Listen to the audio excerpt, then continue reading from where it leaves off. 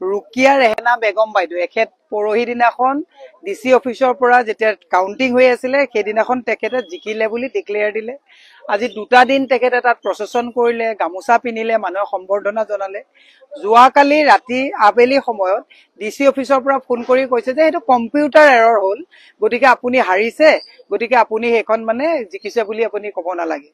আজি আমি আহি পেলাই এডিসিক লগ কৰিলো, ডিসিক লগ কৰিলো, তেওঁলোকে ক'লে নাই সেইদিনাখন ৰাতি টোপনি ক্ষতি হৈছিলে, গতিকে সেইদিনাখন আমাৰ মানে ভুল হ'ল, গতিকে আমি আজি কৈছো যে একচুৱেলি আমাৰ ভুল হ'ল। মই এটা কথা সুধিব বিচাৰিছো, তাৰ মানে তেওঁলোকে সকলো জেগাতে তেওঁলোকে আমাৰ বহু জেগাত এনেকুৱা ভুল হৈছে। সিদিনাখন সোণাপুৰতো ৰাতি তেনেকুৱা ঘটনা হৈছিল, আমি গৈ তাৰপিছত জিকিছে। এতিয়া কম্পিউটাৰ এৰৰ কাৰণে আমি ৰেছপন্সিবল নেকি?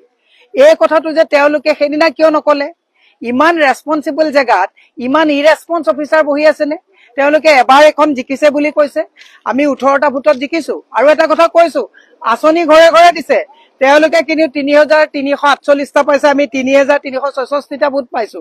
তাৰমানে সমানে সমানে ৰাইজে কিন্তু আঁচনি পোৱা মানুহ আৰু নোপোৱা মানুহ পায়ো মানুহে আমাক ভোট দিছে। তাৰ পিছত আজি মাতি লৈ পেলাই কি প্ৰেছাৰত পৰি আমাৰ এই কেণ্ডিডেট গৰাকী হাৰিল বুলি মানি লবলৈ তেখেতক কোৱা হৈছে, এইটো আমি সহজভাৱে নলওঁ। মই ইয়াত এইকাৰণে আহিছো, এইগৰাকী প্ৰাৰ্থী জয়ী হৈছে বুলি ঘৰত মানুহে খানা খাইছে, প্ৰচেছন কৰাইছে, আৰু আজি তেওঁলোকে কম্পিউটাৰ এৰৰ বুলি কৈছে। এনেকুৱা ইৰেছপন্স অফিচাৰ ইয়াত বহাটো উচিত নে? তেওঁলোকে কৈছে যে আমাৰ গাত দুখ নাই, আমি এইটো আপোনাক আমি কোৰ্টত যাম। সেকেন্ডলি মই আপোনাক আৰু এটা কথা কৈছো, ইলেকশ্যন কমিশনে কেনেকুৱা স্ক্ৰুটিনি কৰে। যিগৰাকী এখেতৰ লগত যিগৰাকী প্ৰতিদ্বন্দ্বিতাত অসম গণ পৰিষদৰ জেচিনা হক বুলি যিগৰাকী খেলিছে, বাল্য বিবাহৰ তেওঁৰ ওপৰত কমপ্লেইন দিয়া হৈ আছে, স্ক্ৰুটিনিত ৰিজেক্ট হ'ব লাগিছিলে। হিমন্ত বিশ্ব শৰ্মাই কৈছিল একদম বাল্য বিবাহ হলে এফালৰ পৰা তেওঁ একেবাৰে উঠাই লৈ গুচি যাব, তেলে সেইটোতো স্ক্ৰুটিনিত আনি পেলাই তেওঁ ৰিজেক্ট হ'ব লাগিছিলে। আমি গম পাইছো এতিয়া এজিপিয়ে হাজো সমষ্টিটোত দখল লবৰ কাৰণে তেওঁলোকে প্ৰেছাৰাইজ কৰিছে যে যিকোনো কাৰণত কংগ্ৰেছৰ প্ৰাৰ্থীগৰাকীক হৰুৱাব লাগে আৰু কম্পিউটাৰ এৰৰ কৰি পেলাই আমাৰ যিটো ৰিজাল্ট চিটত যিটো নোট কৰি পেলাই অনা হৈছিলে, কম্পিউটাৰত তেওঁলোকে সেইটো মানে ইফাল সিফালকে কৰি পেলাই এখেতক হৰুৱাই এতিয়া এজিপি গৰাকীক কাইলৈ চাৰ্টিফিকেট দিব। আমি আজি কৈছো, আমি ডিচিক লগ ধৰিলো, ডিচি একদম কেজুৱেল কৈছে এইটো হৈছে কম্পিউটাৰ এৰৰ হৈছে। আপোনাক ৰাইজৰ কৰ কাতলৰ পইচাৰে দৰমহা দিয়া হয়, আজি বিজেপিৰ কম্পিউটাৰ এৰৰ বুলি ক'বলৈ ডিচিৰ সাহস আছেনে?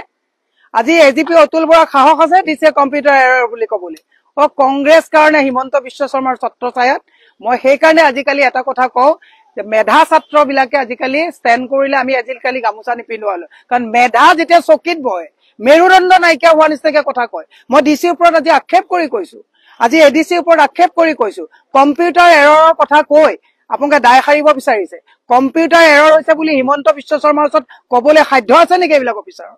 সেইকাৰণে আমি কৈছো আমি আইনৰ ব্যৱস্থা ল'ম, তেওঁলোকে কাইলৈ চাৰ্টিফিকেট দিব। আমাৰ জিকাগৰাকীক হৰুৱাইছে, হৰুৱা গৰাকীক জিকাইছে, ব্যৱস্থা আইনে ল'ব লাগিব, ইলেকশ্যন কমিশনে ল'ব লাগিব। এনেকে আমি এৰি নিদিম।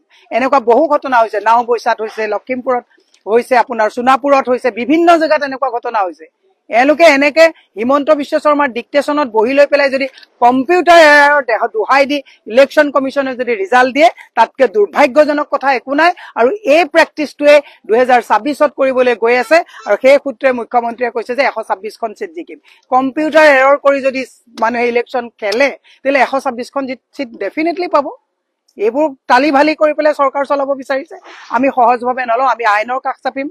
আমি যি কোৰ্টত যাব লাগে আমি যাম, এই ব্যৱস্থা আমিও ল'ম। ডেফিনেটলি মই আপোনালোকে এটা কথা কৈছো, নিৰ্বাচন আয়োগে আজি তাৰিখত এই গোটেই কথাখিনি যদি আপুনি চাই, আজি তাৰিখত তেওঁলোকৰ মুখ হাত ভৰি বান্ধা।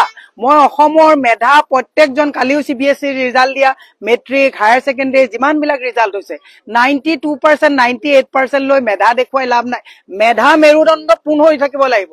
কোনো নেতাই মেধাক যাতে চলাব নোৱাৰে, চকীত বহি থকা ডিচি এডিচি সকলৰ দৰমহা অসমৰ ৰাইজৰ কৰকাতলৰ পইচা দিয়া হয়। কোনোবা এৰা কোনোবা মানে মন্ত্ৰীয়ে ফোন কৰি পেলাই কৈ দিব যে আপোনালোকে এৰৰ দেখুৱাই দিয়ক, এইটো সহজভাৱে লোৱা নহব। মই সেইকাৰণে আপোনাক কৈছো আমি আইনৰ ব্যৱস্থা ল'ম, দেখা যাব কি হব।